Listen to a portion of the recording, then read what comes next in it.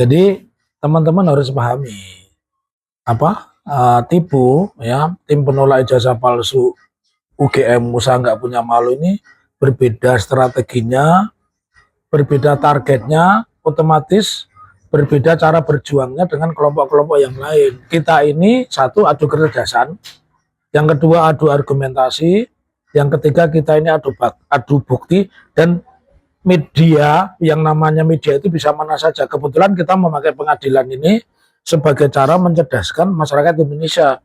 Karenanya saya ingin mengatakan perbuatan melawan hukum itu ada dua. Perbuatan melawan hukum perdata namanya onrehmate gedat, perbuatan hukum pidana itu namanya wedirechtelah ya. Nah, ini satu kondisi yang tidak mudah. Yang saya pakai ini kan banyak orang mengatakan belum ada pidananya kok digugat secara perdata. Nah, saya mengatakan semua peristiwa pidana itu mulainya dari perdata. Justru ini saya ingin mengatakan kepada masyarakat Indonesia, kepada para master in the rechten, kepada para profesor ya, bahwa sesungguhnya yang saya lakukan ini adalah mengukur kejahatan dengan ukuran perdata. Itu yang ingin saya sampaikan kepada masyarakat. Maka masyarakat biar tahu, dan saya tidak akan mencampurkan anasir-anasir di luar ruang-ruang ini, ruang-ruang perbuatan melawan hukum, karena itu akan mendelegitimasi isu utamanya bahwa seorang negarawan, nah orang yang memimpin sebuah bangsa yang besar 300 juta nomor 4 sedunia kan bukan bangsa kecil. Itu harus dipimpin oleh orang yang punya jiwa negarawan, orang yang cerdas, orang berintegritas, dan orang yang jujur. Ya, jadi konsepnya seperti itu. Silakan kalian kalau mungkin mau punya pendapat berbeda dengan saya, silahkan gitu. Silakan Andika. Kaitannya dengan tadi yang disampaikan Pak Taufik, jadi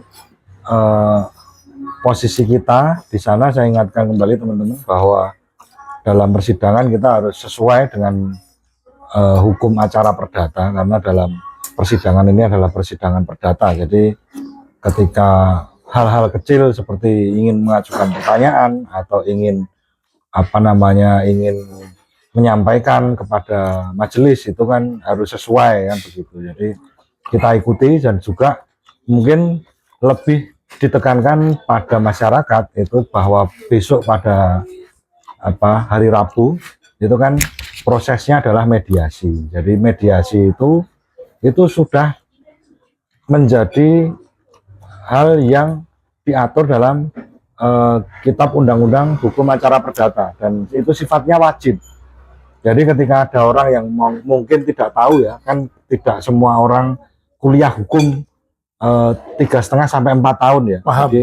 Paham. Jadi kalau orang kuliah hukum kan pasti ngerti, karena yang namanya persidangan perdata itu harus melalui yang namanya mediasi. Jadi tidak ada katakanlah mediasi itu si penggugat pengen damai, tidak.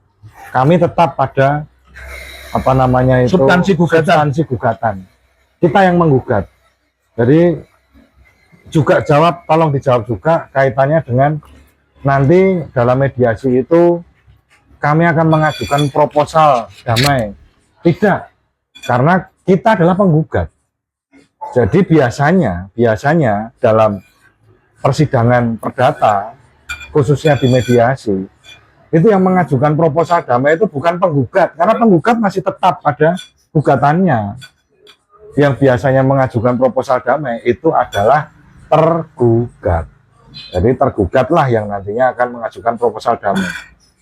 Dan kami sudah sepakat dalam hal ini, kita sudah sepakat bahwa dalam perjuangan gugatan ini bukan tentang kami sendiri, tetapi ini adalah pelajaran bagi masyarakat, pelajaran bagi anak cucu kita nanti, bahwa yang namanya pelanggar hukum itu ada hukumannya semuanya. Jadi tentang kita kerucutkan ke tentang ijazah palsu ya. Kalau ijazah palsu ini kan sudah banyak, contohnya seperti Pak Untung, Bupati Sragen, Haji Komar, dan lain sebagainya. Itu masih banyak para pejabat yang terkena perkara masalah ijazah palsu.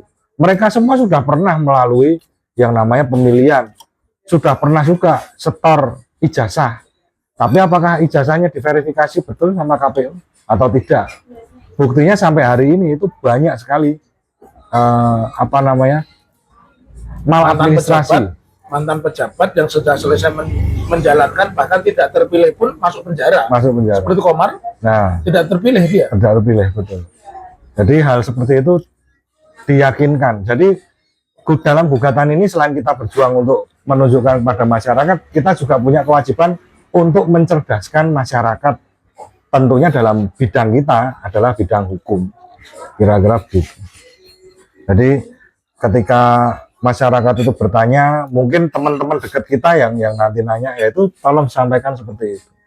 Jadi dalam gugatan ini kita mencerdaskan orang Indonesia itu supaya melek hukum, supaya tahu hukum itu kewajiban setiap sarjana hukum di Indonesia.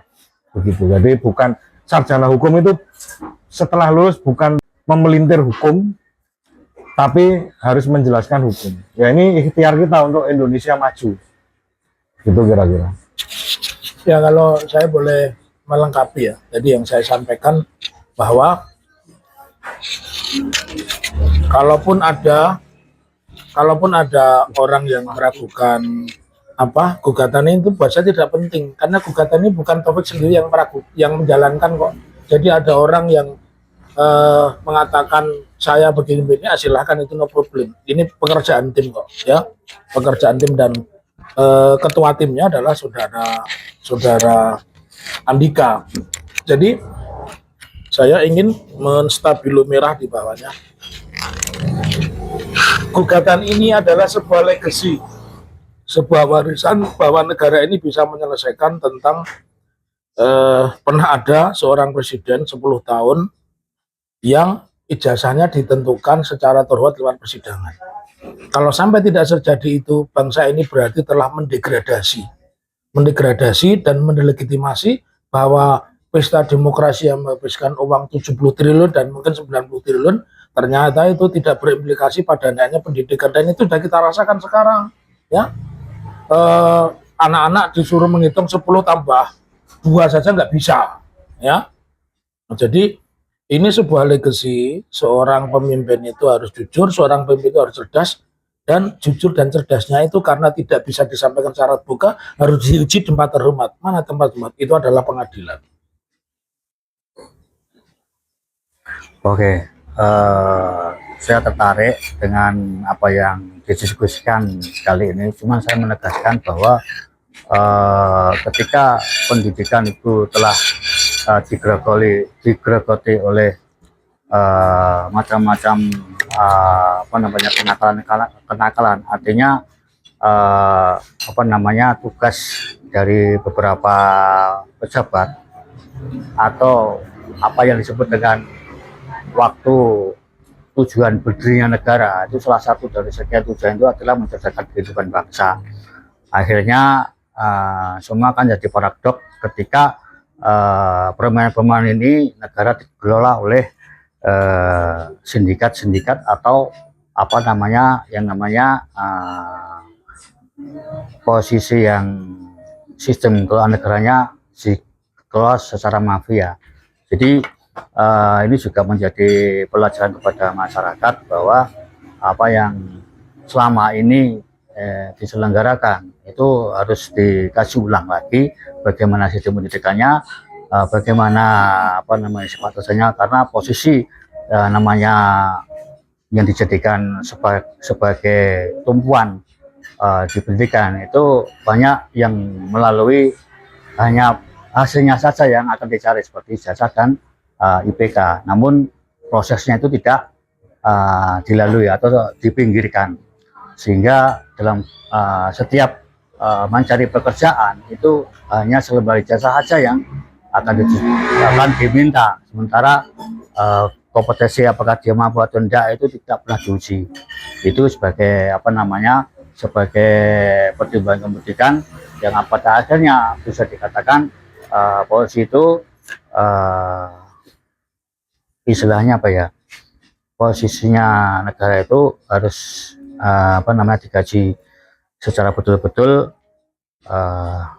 agar untuk tujuan mencerdas budaya bangsa itu masyarakat betul-betul bisa menyadari apa yang sebenarnya kita ributkan, apa yang sebenarnya itu bukan permasalahan antara si pendukung Pak Jokowi dengan yang dipermasalahkan, akan tapi itu adalah sudah merupakan sebuah masalah bangsa. Dalam tanda kutip bisa dikatakan alhamdulillah sekalian, selamat Pak Dr. Taufik yang kami hormati dan Pak Andika dan teman semuanya. Bahwa sebenarnya sederhana, kalau menurut pemikiran saya itu ini ada beberapa makna yang sangat esensial sekali dalam arti mengangkat tentang keaslian ijazah. Yang pertama, ini sebetulnya sisi lain itu adalah menguntungkan Jokowi sendiri sebenarnya. Maknanya begini, bahwa tingkat pendidikan dia, kalau memang betul-betul dia itu betul-betul berintegrasi, kemudian juga betul-betul berkualitas dalam hal pendidikan, dia akan ada buktinya kalau dia itu ada ijazahnya. Kalau dia betul ada ijazahnya. Kalau tidak ada ijazahnya, ini justru menjadi bahan pelajaran bagi dia. Bahwa sebetulnya sebuah ijazah itu tidak sekedar bentuk ijazah. Dan juga menyampaikan pada masyarakat bahwa arti pentingnya ijazah. Karena manakala nanti seperti yang dia gembur-gemburkan dalam hal untuk menampik apa yang untuk memperkuat dia sendiri, bahwa ijazah itu nggak penting, yang penting kualitas atau yang penting kemampuannya. Nah, ini nanti kalau misalkan ini nanti tidak kita proses atau tidak kita sampaikan tentang keasliannya bagaimana dan sebagainya, nanti ada image pada masyarakat akan muncul bahwa ijazah itu nggak penting. Nah, ini nanti berimbas lagi, lebih negatif lagi pada sekolah-sekolah formal, pada tempat-tempat yang dalam notabene mengeluarkan ijazah. Karena apa? Nanti implikasinya apa? Terus mereka seolah nggak perlu buat ijazah, karena ijazah nggak penting. Nah, ini yang presiden yang sangat buruk, yang nanti kalau hal ini tidak kita munculkan. Ini pemikiran sederhana saya begitu, Pak Dokter. Ya. Jadi mohon maaf nanti kalau keliru nanti bisa dievaluasi. Jadi esensinya ini benar, ini mencerdaskan masyarakat, mencerdaskan rakyat, mencerdaskan bangsa, bahwa sebuah ijazah itu memang esensi sekali. Tidak sekedar satu lembar kertas yang hanya tertuliskan nama dan identitas. Mungkin menurut pemikiran saya begitu. Kalian, assalamualaikum warahmatullahi wabarakatuh. Dimulai dari diri sendiri. Siapapun kalau ingin dipercaya publik, dia harus jujur dari diri sendiri. Lebih lagi pemimpin. Kenapa saya bilang? Ketika dia jujur kepada diri sendiri, dia juga akan jujur kepada publik. Jujur kepada publik adalah jujur kepada orang yang memberinya mandat. Nah, bagaimana mungkin kamu bisa jujur kepada publik, bisa jujur kepada orang pemberi mandat, kalau kamu kepada diri sendiri aja nggak jujur, ya?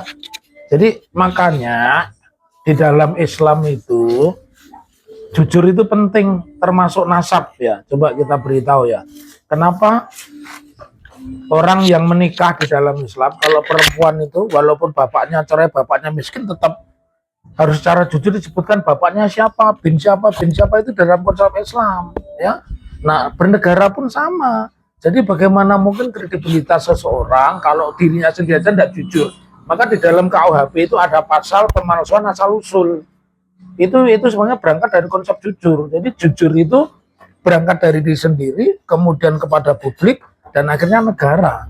Ya, sebuah negara akan hancur karena pemimpinnya asal usulnya tidak jelas.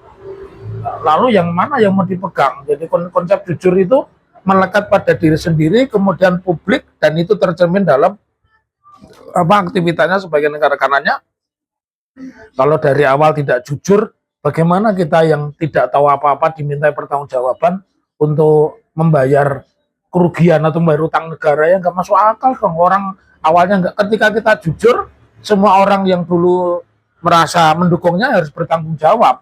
Ya, kalau saya tidak pernah mendukung dan mempertanyakan integritas, wajar saya tidak ikut dimintai pertanggung jawab tentang kerugian. Barangkali seperti itu, ya. Mungkin Hamzah punya pendapatan, silakan Hamzah.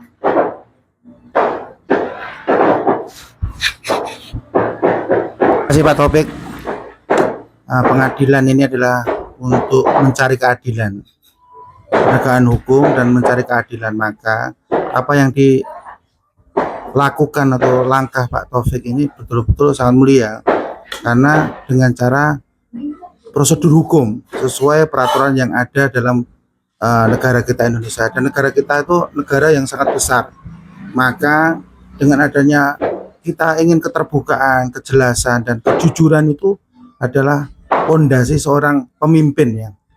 Jujur itulah sebagai pondasi pemimpin, seperti banyak Rasulullah kan harus jujur, ada kejujuran itu yang paling diutamakan. Maka apa yang telah kita langkahkan adalah langkah yang elegan dan tidak melakukan cara yang melanggar hukum, sesuai prosedur hukum. Maka ya mohon doanya masyarakat, dukungannya kepada kami, dan jangan berpikir negatif, tapi marilah kita objektif untuk Indonesia yang lebih baik, Indonesia yang lebih maju, dan Indonesia yang kedepannya mensejahterakan, menjamin kesejahteraan masyarakat.